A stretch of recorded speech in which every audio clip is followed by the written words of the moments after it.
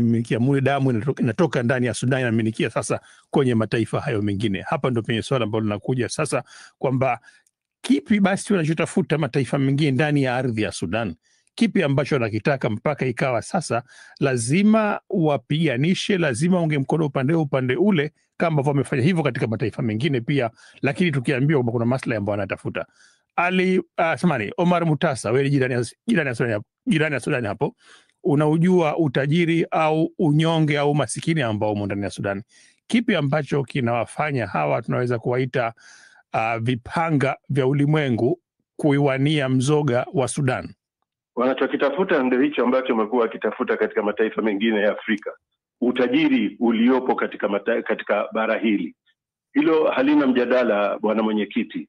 Utajikuta kwamba Sudan ina rasilimali ya dhahabu nyingi sana, ina mafuta mengi sana, ina madini mengine kama uranium na madini mengine yote yapo Darfur, yako Kordofan, sehemu nyingi tu utakuta kwamba ina rasilimali ya kutosha. Hili ndio mataifa ya nje, na wameshaliona bara la Afrika kwamba lina utajiri ambao unaweza kufanya nini, kuzuia ule uchumi wao ukawa haurudi chini, hauanguki, uwe katika nafasi ya juu, kutokana na rasilimali ambayo wanaweza kupata kutoka huku katika mataifa ya bara la Afrika. Hapana jingine. Ikiwa wao watatoa shilingi 10, basi katika 10 wao watataka 100, na sisi ile 10 hao wanaopewa hiyo shilingi 10 wanaona kwamba imewafaidi sana, na hasa katika upande wa silaha. Ushafahamu, utakuta kwamba tunaendelea au mataifa ya Afrika yanaendelea kupigana, huku hawa wenzetu wakienda kwenye migodi, wakwenda kila pala. Nina neno mfano mzuri tu hapa DRC. Imekuweko visa vingi tu kwamba unakuta kwamba huku watu wanapigana kule kwenye machimbo, unakuta kwamba wapo jamaa, makampuni ya Ulaya, makampuni ya wapi, yanachimba tu pale kwamba yana mkataba na serikali ambayo inayohusika. Kwa hivyo hili ni jambo ambalo nafikiri ukiangalia mtu ambaye sasa hivi ninavyosikia Ibrahim Traore wa Burkina Faso ni mtu ambaye amekuja kujaribu kuonesha uwazi kwamba kinacholeta mataifa ya nje kuingilia masuala ya Afrika ni sababu ya rasilimali iliyoko barani Afrika. Kwa hivyo hili ni jambo ambalo bwana mwenyekiti, lazima litafutiwe ufumbuzi. Tutafutiwa ufumbuzi, tutabaki kupigia mbuzi gitaa na itaendelea hivyo hivyo. Naam. Nafahamu kwamba wakati mwingine inakuwa ni shida pengine kwa wasikilizaji wetu na wafuatiliaji wa mambo ulimwenguni kuichukulia Sudan wakaitia katika muktadha wa nchi za Kiafrika, na badala yake wanaichukulia Sudan katika muktadha wa nchi za Kiarabu na nchi za Mashariki ya Kati Afrika, ingawa ni nchi ya Kiafrika moja kwa moja. Lakini kwa sababu kuwa kwake na idadi kubwa kabisa ya watu ambao wanajinasibisha au wananasaba ya Kiarabu na kuzungumza lugha ya Kiarabu, inaifanya kwamba itafsiriwe iingie katika kundi hilo. Na hapa ndipo ambapo yanataja mataifa mengine ya Kiarabu kama Imarati na mataifa ya Kiislamu kama Uturuki na mengine, Saudi Arabia, yakiwa yana ushawishi katika nchi hii. Ina ukweli kiasi gani hii, Abdul Fattah Musa, kwamba kwa kwake nchi ambayo ina Waislamu wengi na kwa kwake nchi ambayo inazungumza Kiarabu kunaifanya kuwa athari au tuseme nguvu au ushawishi wa mataifa ya Kiarabu na Kiislamu pia mkubwa wake kulikoni ilivyo katika mataifa mengine ya Kiafrika? Mimi kwa mtazamo wangu naiangalia Sudan katika nafasi yake katika hali zote mbili, yani kuwa ni nchi ambayo kwa namna moja ina mafungamano na ulimwengu wa Kiarabu na Kiislamu, na kwa upande mwingine ina mfungamano na ulimwengu wa bara la Afrika, kama ambavyo ilivyo Misri, kwamba kuwepo kwake katika eneo la kijiografia la Afrika na nafasi yake na historia yake ni kwamba ina nafasi maalum kwa upande wa Afrika, kwa kuzingatia kiongozi wake wa kiutaifa Jamal Abdul Nasir na alivyokuwa amepigania masuala ya umoja wa Afrika. Na upande mwingine Misri inajulikana kwamba ni nchi muhimu sana katika ulimwengu wa Kiarabu na ulimwengu wa Kiislamu. Kwa hivyo Sudan kwa hakika ina hali zote hizo mbili, na tusisahau kwamba kutokana na umuhimu wake huo Sudan, ndio maana tumeona hata katika suala zima la namna nchi hiyo ilivyomeguka, kwa kuzingatia kwamba ilikuwa ni nchi yenye ardhi kubwa, wengi wanaamini kwamba hata hatua iliyopelekea baadaye eneo la kusini mwa Sudan kutengana na eneo la kaskazini, eneo ambalo linajulikana kwamba lina utajiri mkubwa wa mafuta, na katika mtazamo wa kijamii, ni eneo ambalo raia wake karibu ya wengi au wote ni Wakristo wasio Waislamu. Yote haya ni mambo ambayo hayakutokea kwa sadfa, ila ni kutokana na uchu ambao kwa upande mmoja umekuwepo wa kuangalia rasilimali za Sudan na vile vile kulidhoofisha taifa hilo ambalo linajulikana kihistoria, nalo lina historia kongwe, lina historia mapambano ya kupambana na ukoloni kama linavyojulikana katika historia yake. Na ndio maana hata hivi sasa kumekuwepo na hizi tetesi au kauli za kwamba huenda hatua hii iliyochukuliwa na kundi la RSF la kuunda serikali mbadala na ile ambayo inatambuliwa kimataifa ya Jenerali Abdul Fattah al-Burhan ikawa nayo ni hatua ya kuelekea kutaka kuimega tena Sudan kwa eneo la magharibi hilo la upande wa Darfur, kuweza kujitenga na pengine hasa kujitangazia taifa lake. Na endapo kitu kama hicho kitatokezea, ikiwa madola makubwa duniani yatahisi kwamba hilo litasaidia kuzidi kuidhoofisha Sudan isiwe na ile nafasi kubwa ambayo imekuwa nayo kwa upande wa Kiafrika na kwa upande wa mataifa ya Kiarabu na Kiislamu, bila shaka jambo kama hilo linaweza nalo likaweza kuruhusiwa kirahisi, kama ambavyo ndo tumeona, sababu ya kwamba kwa muda wote huu jamii ya kimataifa, madola makubwa hayajachukua hatua yoyote ya maana ya kutaka kuhakikisha kwamba vita hivi vya wenyewe kwa wenyewe Sudan vinakoma. Yani inavyoonekana ni kama kwamba jamii ya kimataifa, na tukisema hivi tunakusudia madola makubwa duniani, yanahisi kwamba ni kwa maslahi sasa hivi kwamba vita vya Sudan viendelee, watu waendelee kuuana bila kujua kwamba hatima ya vita hivi itakuwa ni ipi, kwa sababu wanaoathirika na wanaoumia ni raia wa kawaida. Na ndio maana nikaashiria awali kwamba kama kungekuwa kuna hatua za dhati, mtu angeshangaa kwamba kwa nini mpaka leo Sudani yenyewe, pengine hata kwa mashinikizo ya kimataifa,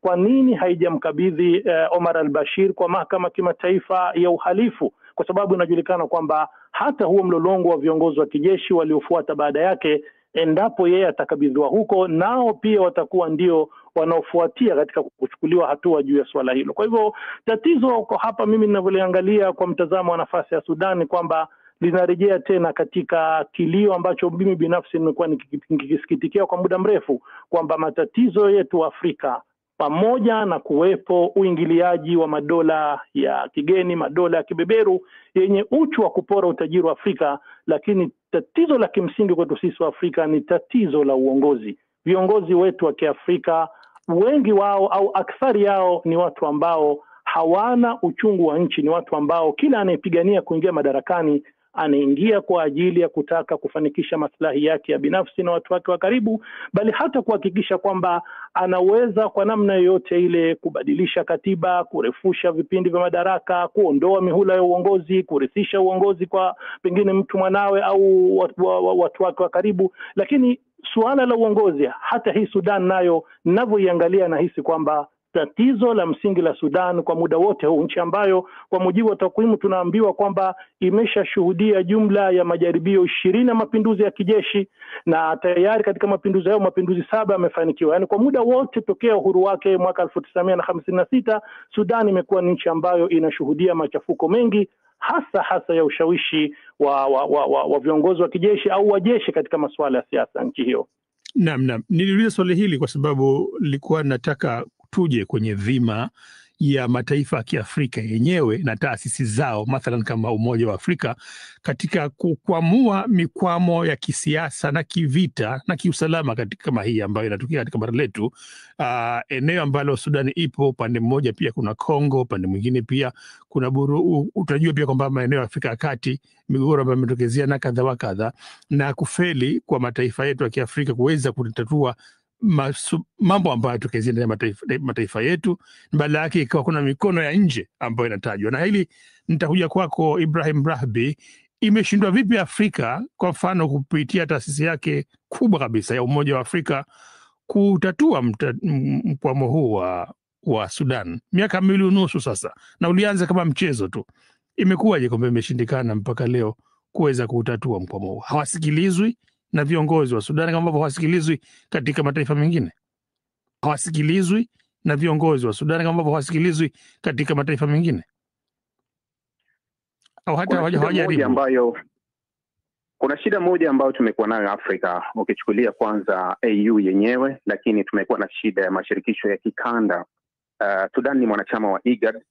Mpaka sasa unaweza ukaona kuwa Sudan na Kenya pia hawako vizuri kwenye hili, na hili ni kutokana na kuonekana kama Kenya ilikuwa imeegemea upande wa RSF baada ya kuwakaribisha kwenye mkutano ambao walitangaza kuwa wataunda serikali yao. Kwa hiyo hawa ni wanachama wa IGAD, ikiwemo Kenya pamoja na Sudani. Hilo ni shirikisho ambalo ni mwanachama.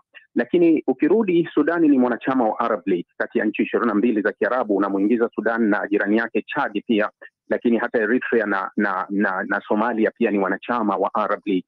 Hawa ni wa upande wa pili. Shida kubwa ambayo tumekuwa nayo Afrika ni kuwa mazao ya viongozi wanaoendesha hizi taasisi kubwa ni mazao yanayotoka wapi? Nadhani kama tulijikwaa nyuma kidogo, na matokeo yake tunaanza kuvuna kile ambacho hivi sasa tunakabiliana nacho, kwa sababu ukiangalia mfano nafasi ya uongozi wa AU huzunguka kwa nafasi za marais wa nchi. Kila mwaka inabadilika, itakwenda kwa rais mwingine, atakuwa mwenyekiti, lakini tuna wimbi kubwa kiasi kwa hivi sasa la Afrika kwa baadhi ya viongozi walioshika nafasi za juu za madaraka, ima wametoka kwenye mapinduzi au wametoka kwenye serikali ambazo ukitazama hazina uhalali. Sasa sijui unamnyoshia kidole nani kufika wapi, hali ya kuwa wewe umefika kwenye hiyo nafasi. Na upata tu ukirudi nyuma kidogo, mfano Al-Sisi, rais wa Misri, nafasi aliyoishika kutoka kuwa waziri wa ulinzi kumpindua Mohamed Morsi, na akaja kuishika hiyo nafasi. Sasa unaiweza ukaiona nafasi ya Al-Sisi pale anapokuwa juu ya kiti na anataka awakemee kina Burhani na kina Dagalo kuwa kwa nini mnafanya nini, sijui wao watamjibu nini, kwa sababu wewe ulifikaje hapo. Unaweza kumtazama kiongozi kama wa kule Mali au kiongozi wa Chadi Mahamat Idris Deby ambaye alikuja kuchukua nafasi ya baba yake, jinsi uchaguzi ulivyoendeshwa. Kwa hiyo tuna zao la viongozi wa Kiafrika ambao kuwa unajua, ili uikemee rushwa kuwa wewe uwe huli rushwa, yani uwe msafi. Nafsi huwa inasuta, hata moyo unaweza kukusuta binafsi wewe mwenyewe. Sasa unamkemea nani ukiwa wewe nani? Kwa hiyo tuna shida hiyo ya upande mmoja, lakini pia tumekuwa na shida ambayo si tu ya Sudani kwenye huu mgogoro, kwa sababu tunatazama mgogoro mfano uliozuka kati ya Somalia na Ethiopia kutoka kwenye bandari ile ya Berbera kule katika mgogoro wa mwaka jana. Ule mgogoro ulienda kusuluhishwa Uturuki na Rais Recep Tayyip Erdogan, ambapo unaona kabisa kuwa shirikisho la kikanda lilishindwa, AU ilishindwa, ikabidi twende nje. Lakini hata mgogoro wa Kongo tunaona waliitwa kule Qatar na ukaenda kufanyika kule Marekani, kuwa tunakwenda nje kumaliza matatizo yetu, maanake kuwa mashirikisho ya kikanda hayafanyi kazi. Tuna mgogoro mbaya ambao ulianza miaka 2019 20 kule magharibi mwa Afrika, mapinduzi yakawa mfululizo, Burkina Faso, Mali, Niger, Gabon kule Afrika ya Kati, tukaona mapinduzi mengi yanatokea, lakini matokeo yake kuwa hata shirikisho la kikanda mfano magharibi kule lilipasuka. Tukaona ECOWAS imepasuka na wengine wakajitoa, wengine wakabaki.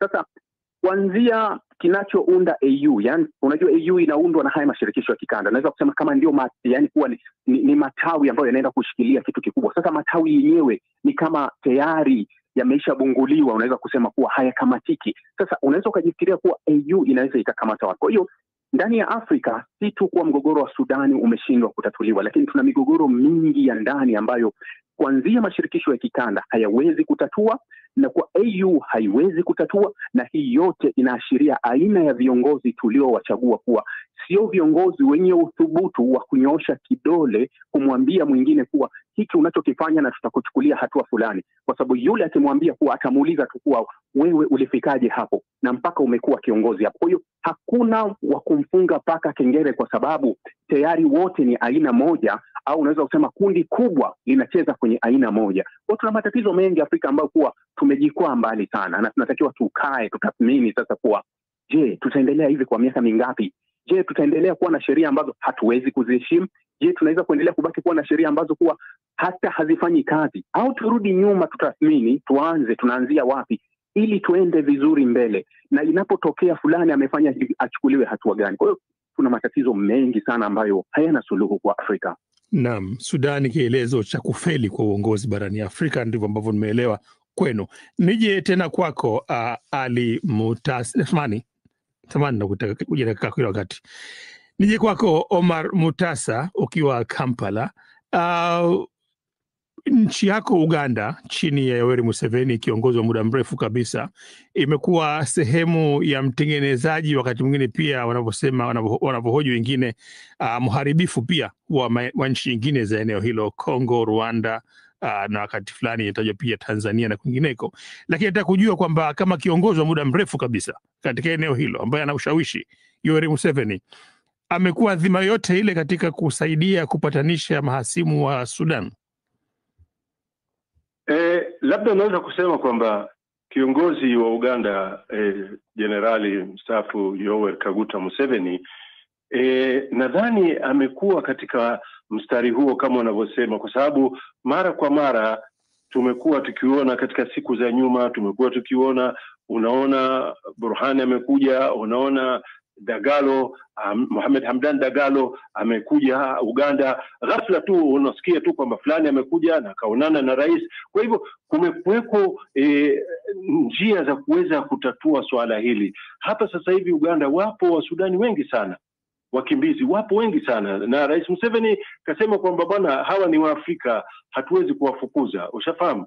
Manake wanapotoka kule wametoka kwa sababu ya matatizo yaliyokumba nchi yao. Kwa hivyo yeye amewakaribisha Wasudani wapotele tu hapa, na wengine wameanza kufanya biashara. Kumekuwa njia bila shaka kwamba hazizungumziwi, lakini tumekuwa tukiwaona viongozi wa Sudan wakija hapa mara kwa mara. Kina Malik Hagar anaweza kuja ghafla tu, wanaonana na Mheshimiwa Museveni alafu wanaondoka. Kwa hivyo njia zinaonekana zimekuwepo, ingawa hazitajwi wazi katika vyombo vya habari nini kilichozungumzwa, lakini inavyoonyesha njia imekuwepo ya kuleta amani katika mzozo huu wa Sudan.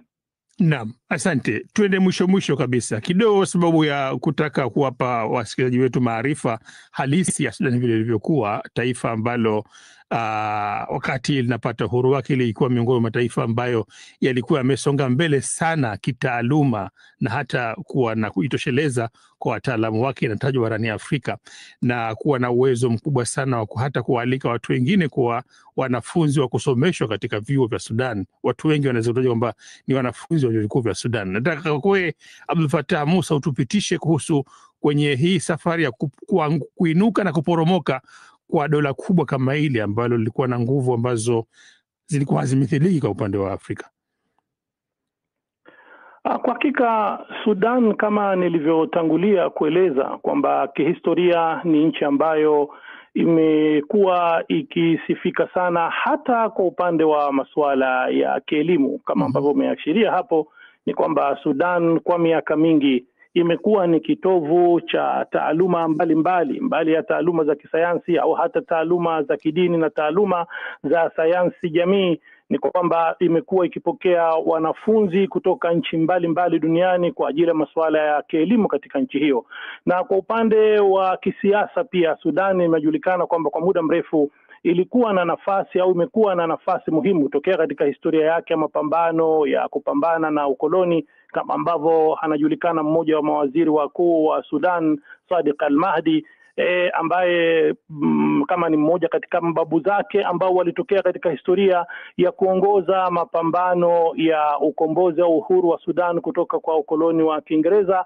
Na hata ikasemekana kwamba katika mtazamo wa kidini ulikuwa ni uongozi au mtu ambaye alikuwa anatafsiriwa katika historia ya Kiislamu kwamba atadhihiri Mahdi ambaye atakuja kusimamisha uadilifu katika ulimwengu na ataye kuhusishwa na suala kama hilo. Kwa hivyo ni nchi ambayo katika mtazamo wa kihistoria, Sudani ni nchi ambayo imekuwa na nafasi kubwa sana katika historia ya mtazamo wa Kiislamu, kwa mtazamo wa Kiarabu, na vile vile kwa upande wa nchi za bara la Afrika. Na ndio maana kama nilivyoashiria kusema hapo awali kwamba ni kutokana na sababu hizo na nyinginezo na ukubwa wake na nafasi yake ya kistrategia na au kijiopolitiki ilivyo katika eneo hilo la Bahari Nyekundu na Mto Nile, ndio maana Sudan imekuwa ni nchi ambayo imekuwa ikiwindwa kwa muda mrefu katika mtazamo mzima wa kuhakikisha kwamba haibaki kuwa ni nchi ambayo ina nguvu na sauti na inaweza kubaki kama dola moja ambalo lina umoja wa ardhi moja, kama ambavyo